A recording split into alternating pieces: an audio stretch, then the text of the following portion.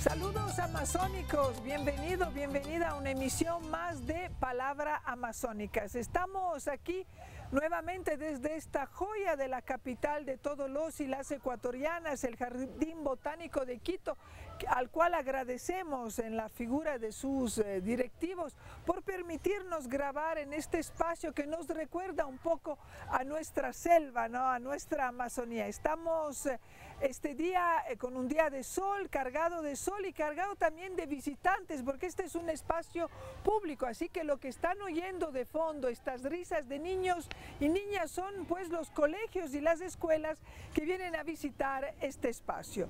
Hoy día desde aquí, desde el Jardín Botánico de la ciudad de Quito, estaremos conversando con Ciro Camilo Morán Maridueña. Él es el gerente general de Ecuador Estratégico, empresa pública, una empresa de recién creación, con el cual pues el gerente general nos explicará pues cuándo fue formado y cuándo se formó eso.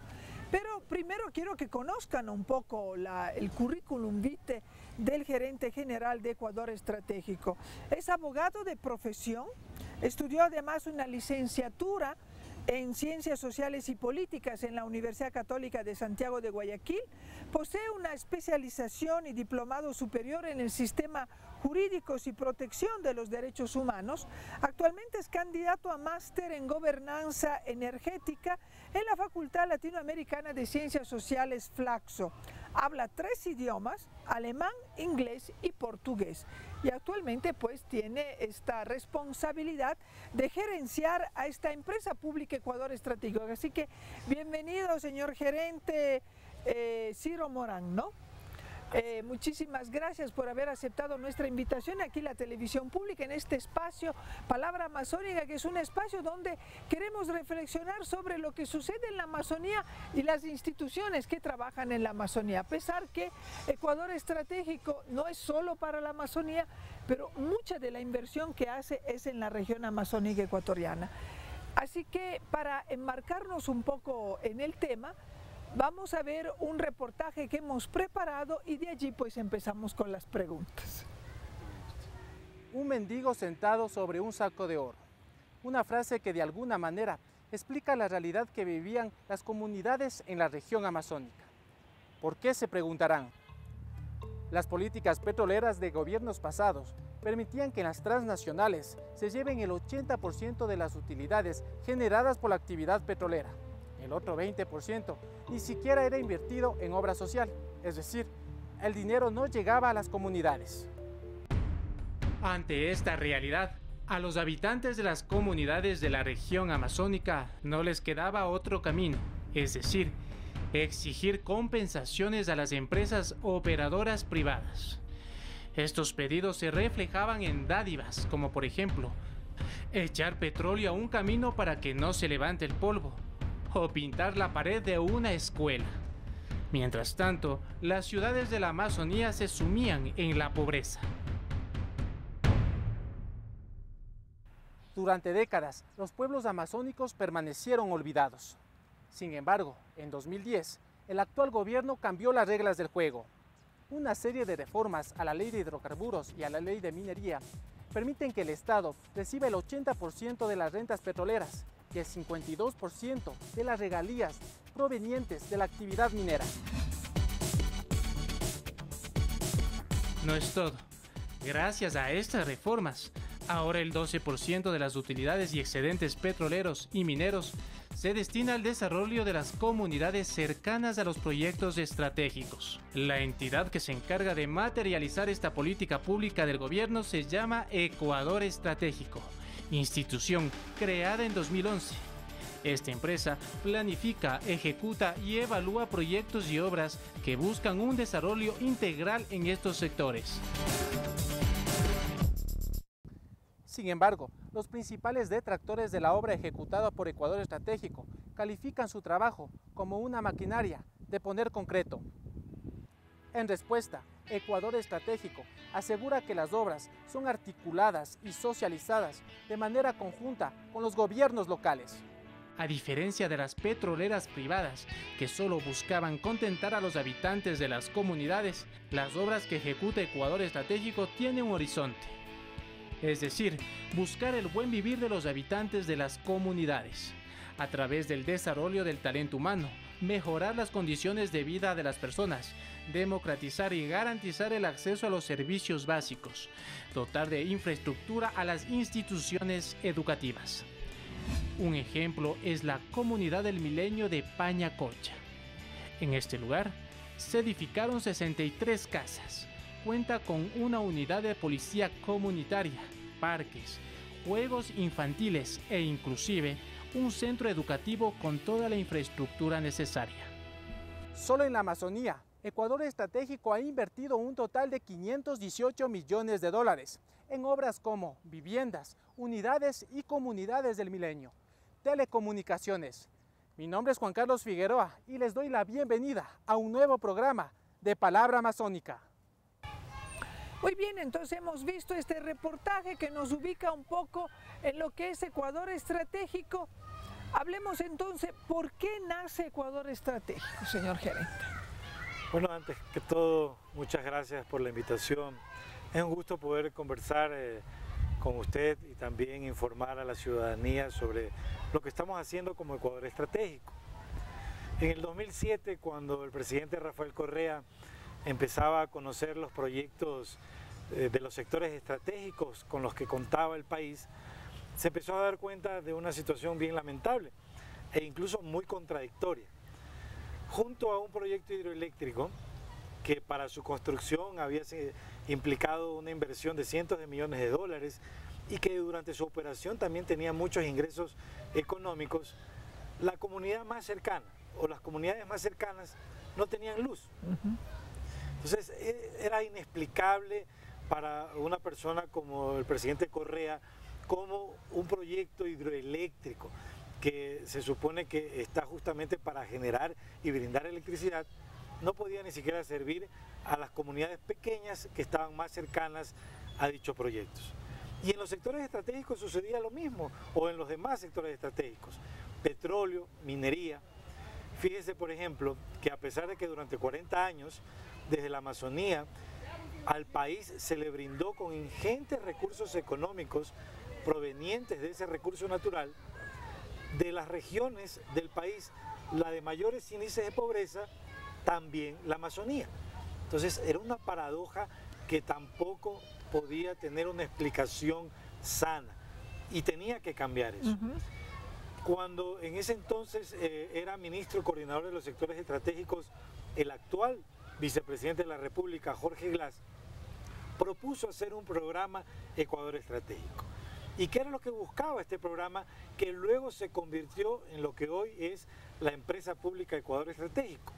Primero recordar a la ciudadanía, porque muchas veces, incluso ya hasta he escuchado ciertos comentarios de por qué atender tanto a la Amazonía o por qué a estos sitios y no al resto del país. Lo que estamos haciendo hoy por hoy es mucho más equitativo. Lo que ocurre es que ya mucha gente empieza a olvidar.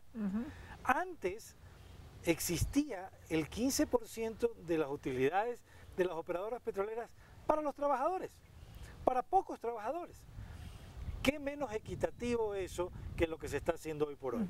Primero se tuvo que cambiar esa circunstancia y se tuvo que establecer que había un máximo del 3% de utilidades para los trabajadores de las operadoras privadas.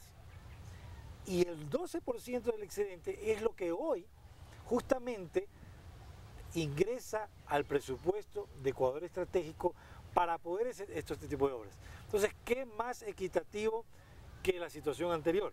Pero claro, eso hay que enmarcarlo en una situación anterior donde no había una legislación que favoreciera al Estado en función de la explotación de los recursos naturales.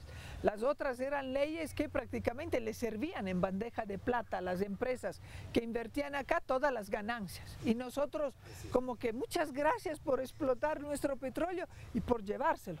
Ahora con el cambio de la reforma a la ley de hidrocarburos, pues se permite esa inversión y esa reinversión de esos recursos, ¿no? Exactamente. Y además que el país, y esto es otro tema que debe recordárselo muy bien, tuvo que recuperar soberanía energética. Porque de acuerdo a los contratos como eran antes, las transnacionales eran los que se llevaban el 80% de la ganancia. Y el 20% ni siquiera se quedaba el país. peor para la Amazonía.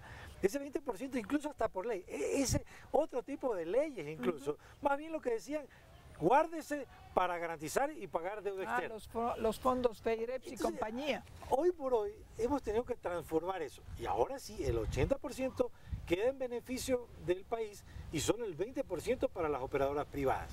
Y es por eso que sumando estas normativas, esta legislación que se ha hecho con este gobierno, es que se puede atender de forma mucho más equitativa.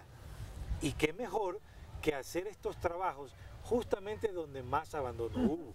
Estaba explicando hace un momento, siempre hubo explotación petrolera, aprovechamiento de recursos naturales de la Amazonía. Pero ¿cuál era la región más abandonada y la de mayores índices de pobreza? La Amazonía. Y es por eso es que el trabajo que queremos hacer y que estamos haciendo tiene que ser, además de eficiente, lo más acelerado posible. Ahora, hemos escuchado en las declaraciones del gerente de Ecuador Estratégico, Ciro Morán, pues que antes había un manejo así muy anti-Ecuador de los fondos que se podían recabar de la explotación de los recursos naturales. Y la Amazonía tradicionalmente ha sido ese reservorio inagotable de donde se extraía todo eso. Recuerdan el primer barril de petróleo con todo el desfile aquí en la capital de las ecuatorianas, pero de ahí no pasó. De ahí la Amazonía se quedó siendo lo que era, o sea, el inmenso reservorio. Ahora se interviene. Pero ¿cuál es? Porque digamos que las petroleras también intervenían, como que habían visto que alguito había que darle a las comunidades para que no molesten, para que no interrumpan la explotación petrolera. ¿Cuál es la diferencia entre la operación que hace Ecuador Estratégico de la operación que hacían anteriormente las empresas petroleras, por ejemplo?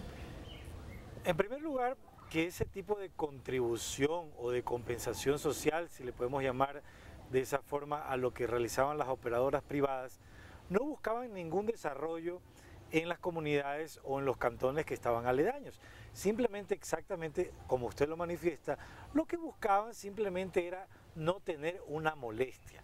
Lo que estamos haciendo nosotros es totalmente diferente, porque nosotros sí buscamos un desarrollo local y también que sea de carácter integral. ¿Esto qué significa? Que de acuerdo a cómo viven las comunidades, de acuerdo al modo de vida, también tanto en la parte productiva de estas comunidades y de estos cantones, llevamos atención desde servicios básicos hasta infraestructura básica. Es decir, reconocemos que hay que hacer, por ejemplo, obra de agua potable, pero no simplemente, no porque el hecho de que estén contenta X o Y comunidad y que no moleste a algún proyecto petrolero, no, sino porque la comunidad ya percibe y ya sabe que en su comunidad hay un problema médico relacionado con la falta de potabilización del agua. Reconoce que sus niños están con muchas enfermedades por la falta de manejo también de los desechos que ellos mismos producen. Agua en la que se bañan, con la que cocinan, con la que lavan, etcétera, con la que trabajan, pero sin embargo están reconociendo que les está también provocando daño. Y ahí entramos con ese servicio básico. Y luego con la infraestructura básica, que también se lo hace a nivel nacional, pero que en ese sitio, más que nada en la Amazonía, era muy precario, por ejemplo las escuelas. Claro que sí, pero la diferencia también es que no es como era con las petroleras, que la comunidad va a pedir a la petrolera, no sea malo, denos una escuelita y después la canchita y el equipo de fútbol y la pelota.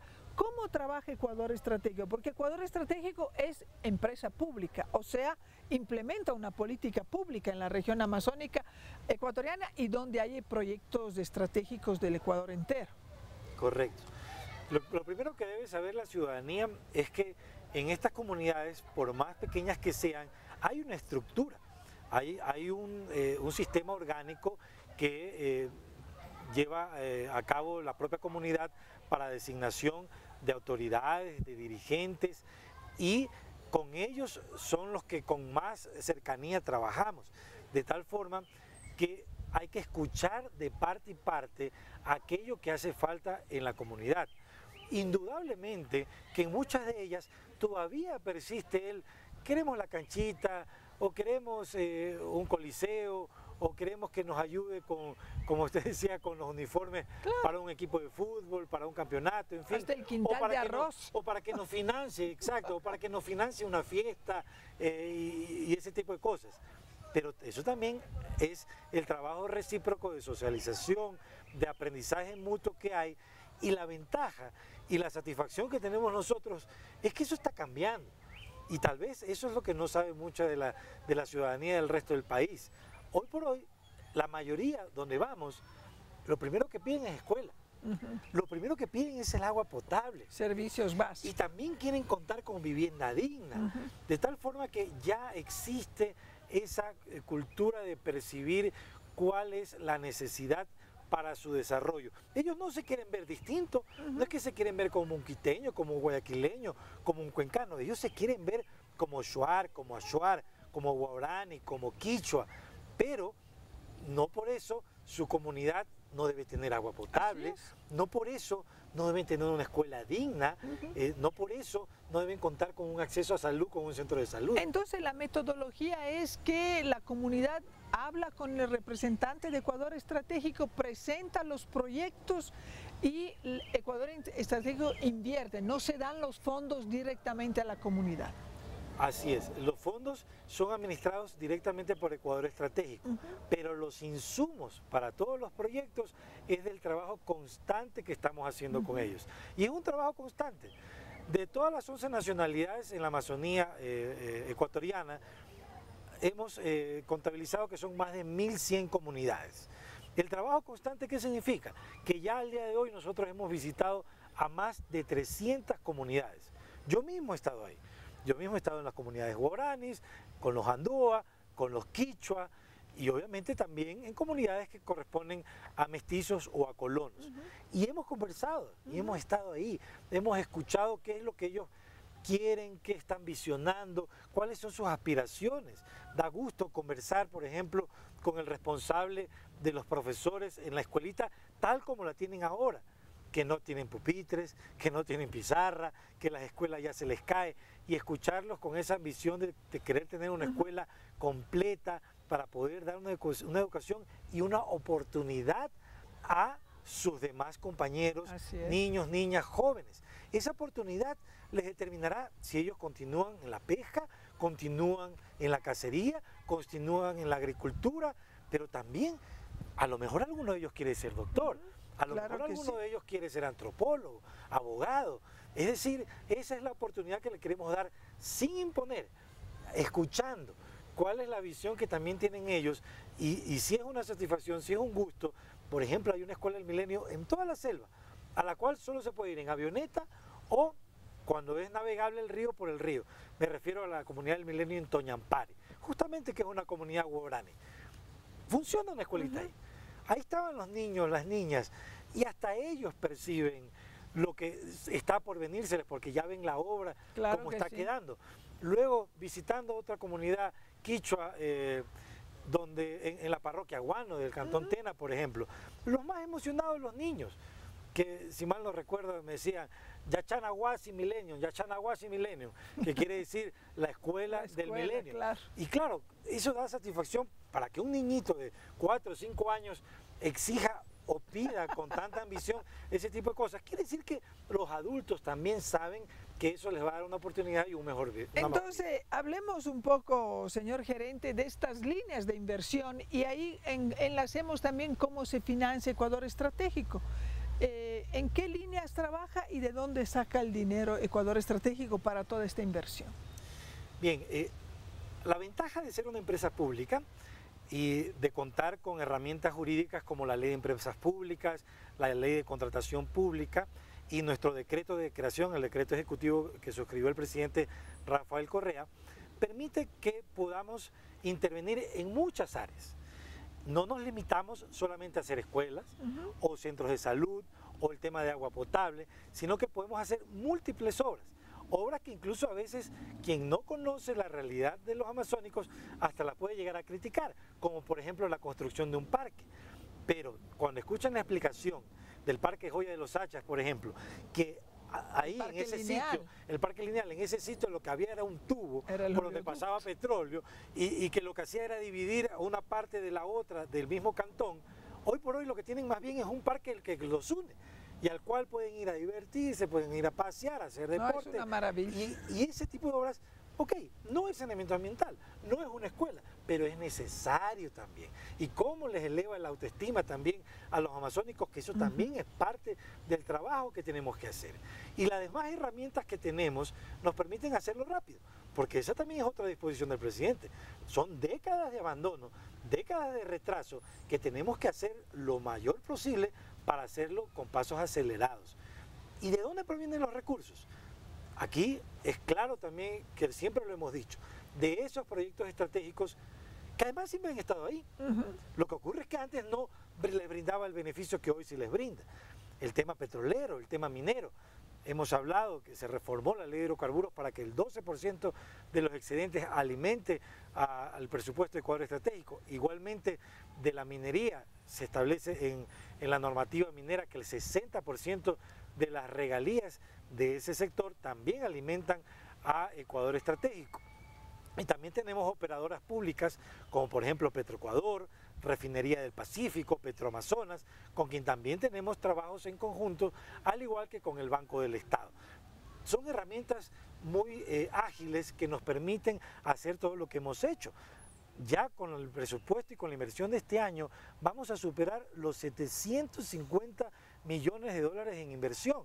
Y en la Amazonía son más de 500 millones de dólares en inversión muy variada. Primero, saneamiento ambiental, agua potable, alcantarillado. Eso ya está cercano a los 200 millones de dólares. Tenemos el ejemplo del agua potable para 30 años en Lago Agrio, el alcantarillado integral del Cantón Tena, tanto para el sector urbano como para el sector rural, el alcantarillado integral para el sector urbano del Cantón El Coca. Múltiples soluciones de saneamiento ambiental por vivienda que estamos haciendo en diferentes comunidades y cantones a lo largo de la Amazonía. Y luego vienen los sectores de educación, que son las escuelas del milenio, la repotenciación de muchas escuelas, inclusive hay las escuelas que no son del milenio, pero que son las bidocentes o pluridocentes, que son más pequeñas, pero que llegan muy lejos, allá donde hay que viajar 8 horas en río o en helicóptero o en avioneta. También llevamos, son unas especies de escuelas prefabricadas que se llegan y se instalan en estos sitios donde antes tenía que sentarse en el piso el niñito para poder atender una clase. Sí. Y luego tenemos el tema de salud con los centros de salud. Este año iniciaremos la construcción de un hospital en Zamora. Y luego las obras de vialidad, cultura, deporte, etcétera, que suman todo lo que estamos haciendo en la Amazonía y transformándola lo mejor y más rápido posible. Ahora alguien podría decir, pero ¿por qué Ecuador Estratégico se encarga de construir hospitales, centros de salud o escuelas cuando hay los ministerios pues abocados a eso? Muy interesante e importante la pregunta. Porque, ¿duplicamos esfuerzo o qué? No, ¿Cómo es la sinergia? Así es, Ecuador Estratégico no trabaja de forma independiente. Toda aquella obra que realiza Ecuador Estratégico que tiene que ver con el Estado central es debidamente planificada de forma previa con los ministerios rectores. Si hacemos una escuela es porque el Ministerio de Educación determinó que ese era el sitio, que ese era el tamaño de la escuela, porque va a atender a tantos alumnos y que va a manejar o va a servir para tantas escuelas que sirven alrededor y que están en estado precario. Si hacemos un centro de salud, igual. El Ministerio de Salud previamente determina qué tipo de centro de salud es ahí, o si corresponde a un hospital, si el terreno es el adecuado, si el sitio es el adecuado, nos da la viabilidad y ahí procedemos a hacer la obra. Lo que hacemos nosotros es presupuestarlo y planificarlo de acuerdo a esas viabilidades que nos viene dada desde el Ministerio Rector. Y cuando son competencias de los GATS locales, prefecturas o municipales, coordinamos también con las autoridades locales. O sea, ustedes coordinan también con los GATS. Así es. Indistintamente de la bandera política, nosotros coordinamos con los GATS municipales o provinciales, justamente también para participar de este tipo de obras, porque comprendemos que hay cantones que tienen que solucionar el tema de agua y alcantarillado, digamos por un monto de 10 millones de dólares, pero el presupuesto del municipio es de 8 millones de dólares al año. contando con toda la nómina. ¿Cómo podrían financiar eso? Entonces ahí participamos, incluso también interviene muchas veces el Banco del Estado y lo coordinamos con esta autoridad local para que sea una realidad también ese servicio. Ahora, hablamos de intervenir en zonas culturalmente delicadas, digamos, intervenimos en comunidades indígenas que tienen sus propios manejos internos de relaciones interpersonales, códigos de comportamiento. ¿Cómo se maneja en eso Ecuador Estratégico a la luz de ese tristísimo acontecimiento que ha sucedido en Tigüino Batavoro, que ha habido el asesinato de estos dos trabajadores, si recuerdo bien, dos lanceados? Tigüino y Batavoro son comunidades al final de la Biauca en la provincia de Orellana, provincia que es donde más invierte Ecuador Estratégico, de lo que estaba leyendo. Entonces, ¿cómo instruyen al personal para que en estos lugares tan delicados culturalmente, tan frágiles, las relaciones se mantengan en el respeto de ambas culturas, de los trabajadores externos que ingresan y de los que viven ahí? Correcto. Bueno, solo una aclaración. Las provincias con mayor inversión de parte de Ecuador Estratégico son Sucumbíos y Orellana. Sucumbío y Orellana. Tigüino y Batavoro están en el cantón Arajuno de la provincia de Pastaza. Pero lo que sí es correcto es que Pastaza es la provincia de mayor atención de nacionalidades amazónicas. Porque no solo porque ahí hay 7 de las 11 nacionalidades, sino que ahí se vive esta interculturalidad de la que estamos hablando. Para nosotros también es un aprendizaje constante, un aprendizaje mutuo de todo aquello que perciben como parte de su cultura, como parte de su idiosincrasia, de su modo de vida, todo lo que conversamos con los guaraníes, con los quichuas, con los shuar, con los achuar. Y en efecto, este tipo de situaciones son tan confusas muchas veces que en conversaciones con la propia dirigencia guaraní, me refiero al caso ocurrido en Tigüino y Batavoro, conversaciones con Moino Menga, con Pedro Enqueri, con el mismo Wilson Ima, que es el dirigente de la comunidad de Batavoro, hay una confusión y una lamentación respecto de lo ocurrido y manifiestan que el tema debe verse como un tema aislado, debe verse como una situación de una familia que se deberá aclarar, que se deberá investigar bien y tomar las medidas, ¿no? Así es, y tomar las medidas del caso. Sin embargo, no quieren que nosotros nos alejemos, no quieren que eso se vea en primer lugar como una caracterización de sus comunidades y de su nacionalidad. Los guaraníes, solo los guaraníes son 52 comunidades, estamos hablando de 2 de esas 52, y tampoco quieren que esa ayuda que antes no existía o que ese compromiso de servicio de parte de nosotros, de parte del gobierno, no se pierda ni se desacelere. O sea que ya me están preguntando más bien cuándo se reinician los trabajos en este lugar. Pero porque claro, eso fue un cumplimiento, o sea, lo que se estaba haciendo ahí en Tigüino y Batavoro, que ciertamente es provincia de Pastaza, pero cuyo acceso es mucho más fácil desde la Biauca, desde Orellana, sí, era parte de unos acuerdos que ya había tomado el Estado con la nacionalidad Wao de construir y de cumplir con lo prometido, ¿no? Sí. Entonces, no hay que tergiversar como que fue un lanzamiento en contra del desarrollo, en contra de la injerencia del Estado en el territorio Wao. No, con eso sí hay que tener mucho cuidado, porque muchas veces el mensaje equivocado es, no, ahí no hay que ir a atender nada. Y ahí sí nosotros, quien les habla, conoce la realidad y sabe que tienen muchas necesidades y que quieren que se satisfaga la necesidad. De tal forma que no se trata de decir ahí no hace falta llevar ningún desarrollo alguno. No, hay que atender. Lo que ocurre es que hay que explicar y hay que escuchar también lo que hay que hacer. Casi desde que se creó Ecuador Estratégico, la relación ha venido de forma constante con los guaraníes, es decir, algo más allá de 2 años. Inclusive, en la misma Tigüino y Batavoro, nosotros ya habíamos terminado un plan habitacional, 68 viviendas que fueron entregadas y que ya están viviendo ahí. Los mismos guaraníes, las mismas familias guaraníes de Tigüino y Batavoro ya están viviendo ahí. Entonces no se trata de que entramos ayer o antes de ayer o hace un mes, no, estamos hace rato ahí. El segundo proyecto de estas comunidades, consecuente luego de hacer casas que tienen biodigestores, el biodigestor justamente suple el tema del alcantarillado, alcantarillo, sí. pero faltaba el agua potable. Ese trabajo viene desde octubre del año pasado. Ya en este mes de abril ya iba a finalizar el agua potable y ya los trabajadores más bien se iban a retirar y el servicio de agua iba a quedar ahí de forma permanente para las familias que tenían ya sus propias viviendas. Pero obviamente también hay que aprender, hay que seguir conversando. Tenemos nosotros unos códigos de conducta, tenemos unos protocolos con las comunidades, con las nacionalidades, pero también debemos advertir a nuestros trabajadores todas aquellas alertas que deben tener en cuenta. Queremos que haya mucho más seguridad, a pesar de que hay un más compromiso de parte de la comunidad, de parte de la nacionalidad. Nosotros también queremos que nuestros trabajadores estén debidamente protegidos y seguros. Y es por eso que nosotros hemos tomado personal el tema ocurrido con la familia de Luis Arsenio Pinanjota, de Juan Carlos Cadena Quispe y de Edwin Cadena Quispe, el hermano que está herido, a quienes hemos ido a visitar y públicamente hemos comprometido nuestro respaldo para sus necesidades, tanto desde el punto de vista social, con el tema de educación de los hijos, con el tema de ciertos familiares que están en situación delicada de salud y también con temas constructivos como las viviendas.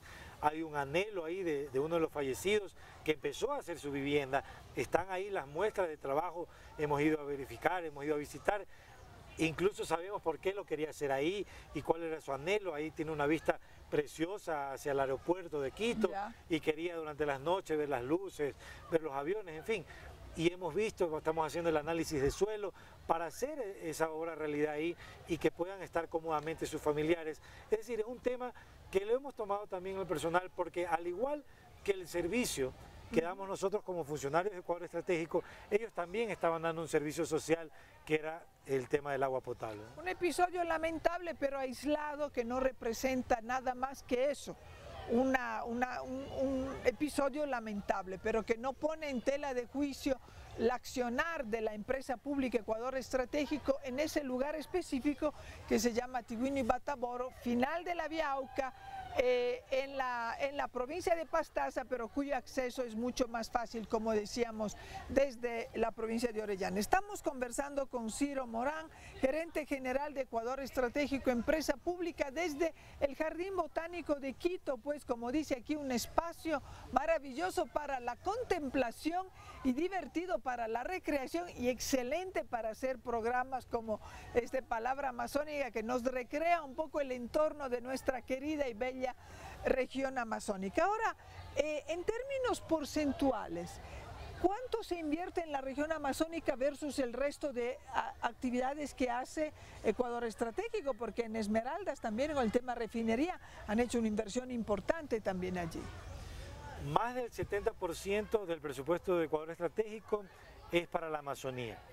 Y en Esmeraldas estamos con una inversión también bastante fuerte, pero eso también es gracias a los convenios que tenemos con la empresa pública Petroecuador.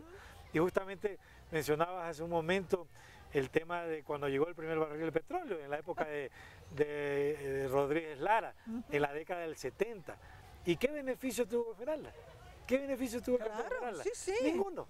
De hecho, lo que ha tenido es contaminación. Pero esta política pública que estamos llevando a cabo ahora ya también se está reflejando en Esmeraldas. Se está terminando la Escuela del Milenio, se está trabajando en el alcantarillado para todos los barrios del sur de Esmeraldas. Vamos a iniciar la contratación para asfaltar, hacer aceras, bordillos para esos mismos barrios del sur de Esmeraldas. Se está trabajando en el tema del agua potable para Esmeraldas. Estamos terminando los estudios para el relleno sanitario para Esmeraldas. Es decir, ahora sí se va a ver de una forma verídica y lo más acelerado posible un desarrollo también para ese cantón, gracias a ese proyecto que tiene ahí. Pero ahora sí podemos decir gracias a ese proyecto. Claro. Antes, desde que Rodríguez Lara llegó ahí con el primer barril de petróleo, realmente para el Cantón de Esmeraldas No lo único que significó. hubo es contaminación. Por supuesto, es una política pública descentralizada, ¿no? Que va donde hay que ir y no solo piensa en el país como 2 o 3 ciudades principales. Pero me imagino, señor gerente, que la presión sobre Ecuador Estratégico debe ser brutal. Una institución con fondos que puede hacer inversión en atender servicios básicos de escuela. ¿Qué es lo que no hace Ecuador Estratégico? O sea, quiero decir, hemos hablado hasta ahora de lo que han hecho, pero ¿qué es lo que no hace? Y entonces no hay que pedirle. Y aquí le enlazo otra pregunta, ¿cómo hacer para poder acceder a esos fondos? O sea, alguien que ve este programa dice, qué interesante, ¿cómo hago para yo poder hacer eso?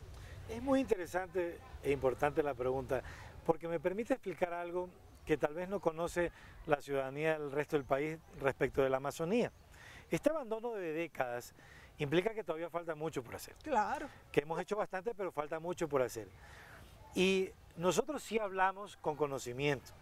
Los pedidos que nosotros tenemos superan los 2.000 millones de dólares. Wow. De tal forma, y en temas muy variados, escuelas, centros de salud, agua potable, alcantarillado, etcétera.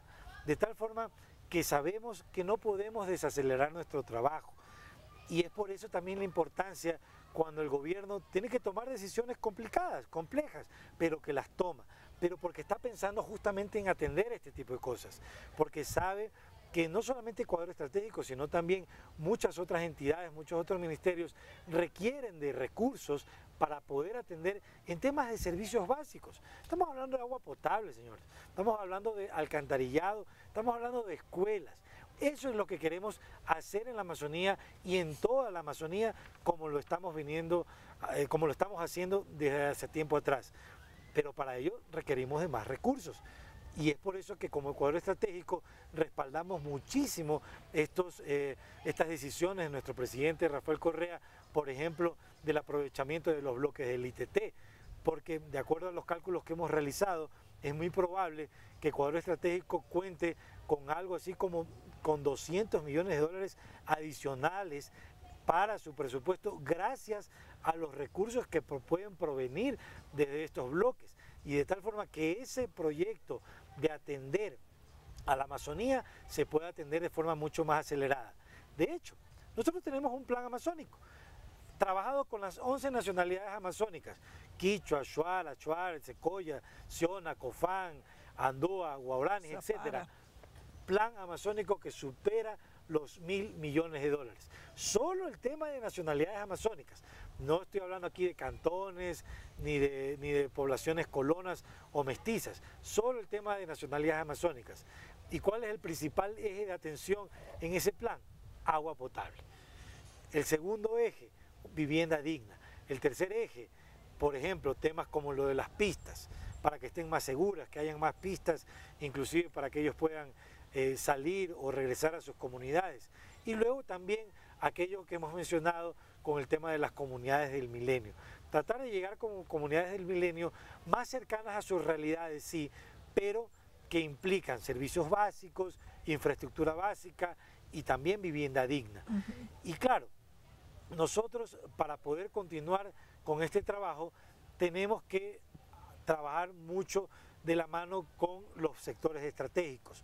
Tenemos en nuestro directorio, quien dirige a la empresa pública Ecuador Estratégico es el ministro coordinador de sectores estratégicos, Rafael Poveda, y desde ahí nos permite esa interrelación con las operadoras públicas petroleras, con las operadoras privadas petroleras, con las empresas mineras, con los sectores eléctricos, con el sector de telecomunicaciones y también con los sectores hídricos. De hecho, por ejemplo, en la Asamblea ya está la nueva ley del sector eléctrico que ya contempla, al igual que en hidrocarburos y en minería, una normativa que determina que el 30% de los excedentes de la generación eléctrica, ya sea térmica o hidroeléctrica, también beneficien a estas comunidades cercanas, a estos cantones que están en el margen de referencia de los proyectos. Es decir, lo que está por venir también es muy importante, quizás es mejor que lo que ya hemos hecho hasta el día de hoy, pero no podemos dejar de ser eficientes ni tampoco desacelerar los trabajos. Ahora, si uno quiere acceder a esos fondos, o sea, ¿cuál es el procedimiento? Pues ya para cerrar, porque me dicen que faltan 5, ya un poco visualizando el futuro, que un poco ya lo ha dicho también en esta pregunta anterior. Cada ministerio cuenta con sus respectivas coordinaciones zonales y también con las direcciones provinciales.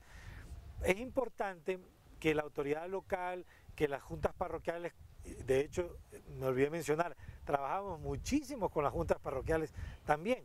De hecho, tenemos una meta de que todas las juntas parroquiales tengan, por ejemplo, acceso a telecomunicaciones. Hemos hecho muchísimos infocentros, pero vamos a seguir haciendo también, principalmente en las juntas parroquiales. Primero, hay que hacer esa coordinación que explicaba hace un momento de la planificación de cada sector. Si la necesidad es en educación, necesitamos esa planificación con el Ministerio de Educación de qué tipo de escuela, de cuántas escuelas y del lugar donde debe ser construida, para que una vez que nosotros recibimos el pedido, también contemos con la viabilidad del ministerio correspondiente y podamos ejecutarlo de la forma más rápida posible. Por ejemplo, hoy por hoy, en nuestro presupuesto está considerado hacer una escuela del milenio en Orellana, otra en Sucumbíos, otra en Morona, otra en Zamora y así, pero dependemos de la planificación del Ministerio de Educación para que nos indique dónde hay que hacer esa escuela del milenio en cada una de estas provincias. Y lo mismo con los centros de salud. Algunos sí tenemos identificados, algunos ya tienen la viabilidad correspondiente, pero es importante que la comunidad, que la parroquia, que el cantón, que inclusive las autoridades provinciales realicen esta coordinación para que ayuden a este trabajo que realiza Ecuador Estratégico. No puede uno ir directamente a Ecuador Estratégico diciendo quiero la escuelita aquí en esta esquina. Puede ir, pero nosotros les respondemos que atendemos a una planificación y lo direccionamos al ministerio correspondiente. Ustedes cruzan la información con el ministerio correspondiente. Así como cuando viene un alcalde y nos dice necesitamos respaldo, financiamiento para la obra de agua potable. Empezamos preguntándole, ¿cuenta ya con los estudios correspondientes? Sí, sí tenemos los estudios. Ok, si cuenta con los estudios correspondientes, la viabilidad de nuestro Ministerio Rector en el tema de agua, que es la Secretaría Nacional del Agua, se la pedimos. Si no cuenta con el estudio correspondiente, tenemos que empezar por ahí. Y luego, otra vez también, van a la viabilidad del Ministerio Rector y entra al presupuesto para su ejecución. Para cerrar, una anécdota suya en este trabajo, porque uno dice, ¿qué hace un guayaquileño o un costeño en la Amazonía? Porque siempre uno piensa, la Amazonía a los amazónicos, la costa a los costeños y los Andes a los serranos, pero no es así, ¿no? Estamos en otro país, ¿no? Bueno, la primera empresa pública que tuve que gerenciar se llamaba Hidropastaza y era la encargada de la central hidroeléctrica San Francisco. Y ya estando en Baños, que también se conoce como la entrada al oriente, ya me daba pues estas perspectivas que iba a tener hacia el futuro. Ya veía a lo lejos la Amazonía. Y fíjense que en esa época sí teníamos una complicación de cómo atender. Por ejemplo, el Cantón Baños tiene un proyecto interesantísimo turístico para el reforzamiento y para el mejoramiento de las piscinas con aguas termales. Yo mismo he conversado con el alcalde de Baños y ahora está entusiasmado porque sabe que se viene la reforma o porque sabe que existe Ecuador Estratégico y que ya hay esa política pública para aprovechar los proyectos de los sectores estratégicos, las hidroeléctricas, el petróleo, la minería, para este tipo de cosas. Con el Ministerio de Turismo también tenemos la Ruta del Agua, la Yacuñambi que se llama, que también va a servir a toda la Amazonía, desde Sucumbíos hasta Zamora. Y luego pasé a otra empresa pública, Hidrolitoral, que está a cargo del proyecto Multipropósito Baba, y lo mismo. Y ahí con mayor razón, porque hacer un proyecto multipropósito no solamente era hidroelectricidad, sino también era manejo de los recursos hídricos, control de inundaciones, el tema de la productividad, el problema con los pescadores, el problema con la inundación del embalse del proyecto multipropósito Baba, pero tampoco teníamos todavía una herramienta eficiente como sí lo tiene Ecuador Estratégico y para poder atender todo este tipo de situaciones. Pero ya se veía venir que a pesar de que estaba en un tema muy técnico como son proyectos hidroeléctricos como los que he mencionado, pero ya se veía venir que tenía que estar en una empresa pública para atender desde el punto de vista social, comunitario. ¿sí? Y amazónica sobre todo. Nos queda para la próxima una anécdota del gerente general de Ecuador Estratégico, gerente general de una empresa que trabaja en un 70% para la región amazónica ecuatoriana, que ya no es la colonia interna, que ya no es el garaje del resto del Ecuador, que finalmente se le reconoce la dignidad y el lugar que tiene que ocupar la mitad del país, una región que ahora ve reflejado en su infraestructura los derechos que tienen todos los ciudadanos de Ecuador, así que la Amazonía ya no es de segunda categoría, sino que está a nivel del resto del país. Muchísimas gracias y conmigo será hasta una próxima oportunidad.